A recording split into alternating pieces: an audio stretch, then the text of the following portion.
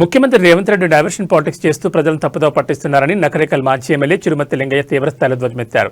శుక్రవారం నల్గొండలోని BRS party కార్యాలయంలో ఏర్పాటు చేసిన మీడియా సమావేశంలో ఆయన మాట్లాడుతూ కాంగ్రెస్ ప్రభుత్వంపై విమర్శలు గుప్పించారు. కాంగ్రెస్ అధికారంలోకి వచ్చి 2 ఏళ్లు దాటినా ముఖ్యమంత్రి భాషా తీరు మారలేదని, సామాన్య ప్రజలే కాకుండా సొంత పార్టీ నేతలు కూడా ఆయన తీరుతో విసిగిపోతున్నారని ఆరోపించారు.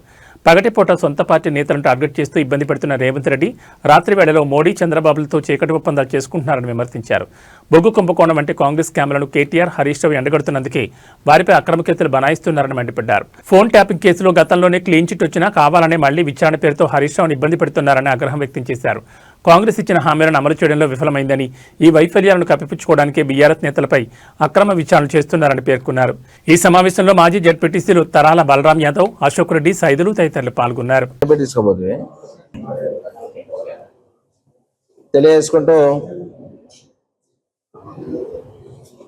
ఈ రాష్ట్రంలో జరుగుతున్న పరిణామాలు మీరు మనం అందరం కూడా చూస్తున్నాం.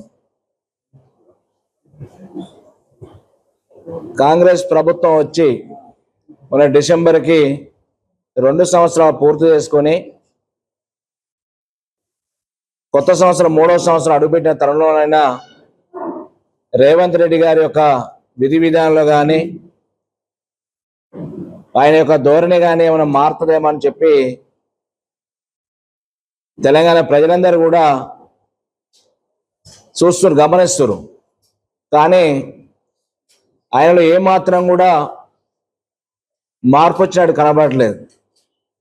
కుక్కతోకకు గుండ్రాయి కడితే చక్కగా రాదన్న సామెత రేవంత్ రెడ్డి గారి యొక్క విధానంలో, ఆయన యొక్క నడవడిలో ఏమాత్రం కూడా తేడా లేకుండా కొత్త సంవత్సరానికి పాత సంవత్సరానికి పొంతం లేకుండా అయిపోయింది. కానీ ఆయన తోటి ఏం ఆశించినా మనకేం మేలు జరగదు, 2 మంచి మాటలు చెప్పడు, 2 మంచి పనులు చేయడం అనేది స్పష్టంగా తేలిపోయింది. మొన్న ఖమ్మం మీటింగ్లో మాట్లాడిన తీరు చూస్తే కాంగ్రెస్ పార్టీ మొదటి కూడా కాంగ్రెస్ పార్టీ జెండా మోసిన నాయకులు కానీ కార్యకర్తలు కానీ ఎందుకు అనవసరాలు తీసుకొచ్చి మీద పెట్టుకొని గుర్తుగండలాగా తయారు చేసుకునే పరిస్థితికి వచ్చింది. కొన్ని యూట్యూబ్ ఛానళ్ళు, కొన్ని పత్రికలలో, కొన్ని అక్కడక్కడ చంద్రబాబు నాయుడుకి రేవంత్ రెడ్డికి సంబంధాలు ఉన్నాయనేది సోషల్ మీడియా ద్వారా ప్రచారం అవుతుంటే మనం చూస్తున్నాం. నిజమో అబద్ధం అనుకునేది. కానీ ఖమ్మంలో మాట్లాడిన విధానాన్ని చూస్తే స్పష్టంగా కనపడుతుంది. రాత్రిపూటనేమో మోడీ, చంద్రబాబు, పొద్దునేమో తెలంగాణ ప్రజలు, వ్యాపారవేత్తలు, కానీ పరిపాలన మాత్రం శూన్యం. ఏమైనా వాళ్ళిద్దరికి జపం చేసుకుంటా ఆయన యొక్క పదవిని, ఆయన చేసే తప్పిదాలని కప్పిపుచ్చుకోవడం కోసమే కాలయాపన చేస్తూ ఆయన చేసే తప్పిదాలని ఎప్పటికప్పుడు బీఆర్ఎస్ పార్టీ కేసీఆర్ గారి నాయకత్వంలో ఎండగడుతున్న సందర్భంగా కేటీఆర్ గారు కానీ హరీష్ రావు గారు కానీ బీఆర్ఎస్ పార్టీ శ్రేణులు ఎక్కడ కూడా ఖండించినా వాళ్ళ మీద అక్రమంగా కేసులు కట్టాలి, డైవర్షన్ పాలిటిక్స్ చేయాలి, ప్రజలకు ఇచ్చిన మాటని నిలబెట్టుకోలేక అవి దాటవేసే కార్యక్రమం చేయాలి, కాలం వెళ్ళబుచ్చాలనే పనిలో ఒక దొంగ ఆలోచన, దుర్మార్గమైన ఆలోచనతోటి, కుట్రలతోటి ఆలోచించే పరిస్థితి కనబడుతుంది. ఖమ్మం సభలో బీఆర్ఎస్ పార్టీ దిమ్మల కూలగొడితే ఎన్టీ రామారావు గారికి పైన ఆయనకు శాంతిస్తుంది, దిమ్మలు కూలగొడతామనే మాట మాట్లాడతాడు. అంటే ఈయనకి ఇంకా చంద్రబాబు నాయుడు ఊడిగం చేయడం మర్చిపోవట్లేదు. ఇంకా తెలుగుదేశం పార్టీ ముఖ్యమంత్రి అని అనుకుంటుండే ఆయన. కాంగ్రెస్ పార్టీ ముఖ్యమంత్రిగా కాంగ్రెస్ పార్టీ కార్యకర్తలు భుజానం చేసుకుని మోసినన్ను ముఖ్యమంత్రి చేసిండు, రాహుల్ గాంధీ, సోనియా గాంధీ అనుకోవట్లే. చంద్రబాబు నాయుడు నన్ను ముఖ్యమంత్రి చేసిండు, నేను తెలుగుదేశం పార్టీ ముఖ్యమంత్రినే భావించే బీఆర్ఎస్ పార్టీని, మరి బీఆర్ఎస్ పార్టీ దిమ్మల్ని కొలగొడతానే మాట ఎంత దుర్మార్గం, ఇది ఎంత పరాకాష్ట ఒకసారి మనం ఆలోచన చేయాలి.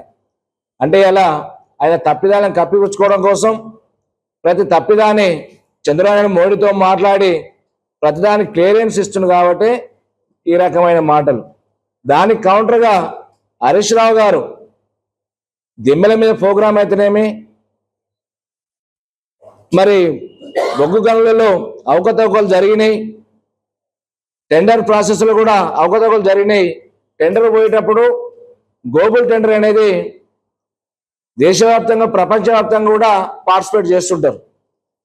అలాంటి పార్టిసిపేట్ చేసే కార్యక్రమం చేయకుండా కొని వాళ్ళకి అవసరం వచ్చేటటువంటి నిబంధనలు పెట్టుకొని సైట్ విజిట్ చేయాలి, దానికి సర్టిఫికేట్ తీసుకోవాలి. సర్టిఫికేట్ తీసుకుంటే ఎవరు వచ్చారు ఎవరు పోయిందని తెలియపోతుంటుంది. వచ్చిన వాళ్ళు ఏ రకంగా బెదిరియాలని చెప్పి ముఖ్యమంత్రి గారు బామ్మర్దిని పెట్టి స్వయాన బెదిరించే కార్యక్రమం. ఆయనకు అనుకూలంగా వచ్చేటట్టు వేసుకుని దాన్ని ప్రశ్నించినందుకు, ఆ కుంభకోణం బొగ్గు గనుల దాని జరిగిన టెండర్ ప్రాసెస్లో జరిగిన కుంభకోణాన్ని ప్రశ్నించినందుకే, ఇంకా అనేక రకాల సమస్యలను ప్రశ్నించి నిలదీసినందుకు అదే రోజు రాత్రి కక్ష సాధింపుతోటి హరీష్ రావు గారికి ఫోన్ ట్యాపింగ్ అని చెప్పి నోటీసులు పంపించే కార్యక్రమం. ఈ ప్రభుత్వాన్ని అడుగుతున్నాం, ప్రజలు గమనిస్తున్నారు. ఏమన్నా సిగ్గు అనిపిస్తుందా? మీకేమన్నా సిగ్గు శరం ఉంటే మీరు ఫోన్ ట్యాపింగ్ అనే మాట పదే పదే ఈ 2.5 సంవత్సరాల కాలం 10 సందర్భాల్లో ఫోన్ ట్యాపింగ్ అంటారు. ఫోన్ ట్యాపింగ్లో మరి నిర్ధారణ చేయవలసినది ఉండే, ఎందుకు చేయలేకపోయారు? హైకోర్టులో కొట్టేసింది హరీష్ రావు గారి పిటిషన్ ఉంటాయి.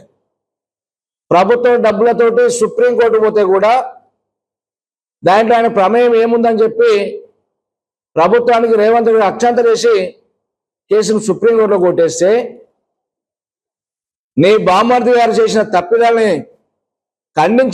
నిలదీసినందుకు, ఎండబెట్టినందుకు, దాని మీద విచారణ జరపాలని డిమాండ్ చేసినందుకు ఫోన్ ట్యాపింగ్ ఏమున్నదని నేను విచారణ చేపట్టినావు. దాంట్లో ఉన్నది ఎవరో ఒక వ్యక్తి, హరీష్ రావు గారు పడన వ్యక్తి, ఆయన ద్వారా కంప్లైంట్ రేవంత్ రెడ్డి గారు ఇప్పించి దాని మీద ఫోన్ ట్యాపింగ్ చేసిందని చెప్పి ఎంక్వైరీ 2 నిమిషాలు అయిపోయే పని, అది 10 నిమిషాలు అయిపోయే పనికి దాదాపు 5-6 గంటల సేపు టైంపాస్ కొట్టిన కూర్చోబెట్టుకుని వాళ్ళు ఏం పని చేయొద్దు, ప్రజలందరూ కూడా ఇచ్చిన హామీల గురించి ఏం మాట్లాడొద్దు, నిలదీయొద్దు, ఫోన్ ట్యాపింగ్ చుట్టే తిరగాలని చెప్పి ఒక మైండ్ గేమ్ రాజకీయాలు చేస్తుండు ఈ దుర్మార్గమైన ఈ రాష్ట్ర ముఖ్యమంత్రి రేవంత్ రెడ్డి గారు. అందుకే ఈరోజు తెలంగాణ ప్రజలను కూడా గమనిస్తారు. ఎలక్షన్లు వచ్చినాయంటే ఫోన్ ట్యాపింగ్, ఎలక్షన్లు వచ్చినాయంటే కేటీఆర్ గారి ఈ ఫార్ములా, ప్రజల్లో వ్యతిరేకత బాగా వస్తుందంటే కాళేశ్వరం ప్రాజెక్టు, ఎక్కడ పోయినా మా పై నాయకత్వం మొదలు పెట్టుకుంటే కాళేశ్వరం ప్రాజెక్టు కేసీఆర్ గారిని, ఆ ప్రాజెక్టు కట్టింది దాదాపు 89,000 కోట్ల రూపాయలు కడితే దాన్ని 1,00,000 కోట్ల కుంభకోణం అని చెప్తారు. ఇలా రైతాంగాన్ని నీళ్ళు లేకుండా ఆపించే కార్యక్రమం. ఈ రాష్ట్ర ముఖ్యమంత్రికి ప్రజల సమస్యల పట్ల ఏం మాత్రం చిత్తశుద్ధి ఉందో స్పష్టంగా కనబడుతుంది. నువ్వు ఇచ్చిన హామీలు 420 హామీలు, 6 గ్యారెంటీలు ఏమైందని చెప్తే ఆన్సర్ చెప్పాడు. మొన్న హరీష్ రావు గారు ప్రశ్నించినందుకు దాదాపు 3 రోజులు అయింది. ఏ ఒక్క మంత్రి అన్నా కనీసం దానికి మరి నిజమా అబద్ధమా అని చెప్పి ఖండించే పరిస్థితి అంటే వాస్తవాలు ఒప్పుకున్నట్టు కదా ప్రభుత్వం. వేరే స్టేట్మెంట్ ఇస్తేనే ముఖ్యమంత్రులు మంత్రులు ఆగా మేఘాల మీద వచ్చి మరి ప్రెస్ మీట్ చేస్తారు. మరి హరీష్ రావు ఇచ్చిన దానికి ఎందుకు ఆన్సర్ చెప్తలేకపోతారు? దమ్ముంటే చెప్పొచ్చు, ముఖ్యమంత్రి కానీ మంత్రులు చెప్పొచ్చు కదా, చెప్పాడు, దానికి ఆన్సర్ చెప్పాడు.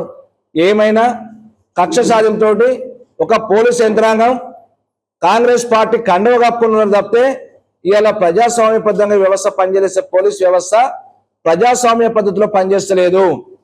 ఈ ప్రభుత్వాలు స్వాయత్తం కాదు, అధికారులకి చట్టాన్ని గౌరవించాలి, ప్రజాస్వామ్య విలువలతో కూడిన చట్టాన్ని అమలు చేసే పద్ధతిలో వ్యవస్థలు ఉండాలి. కానీ కొంతమంది అధికారులు మాత్రం అడుగులు తొక్కుతూ ఈరోజు కాంగ్రెస్ పార్టీ కార్యకర్తలాగా బిహేవ్ చేస్తున్నారు.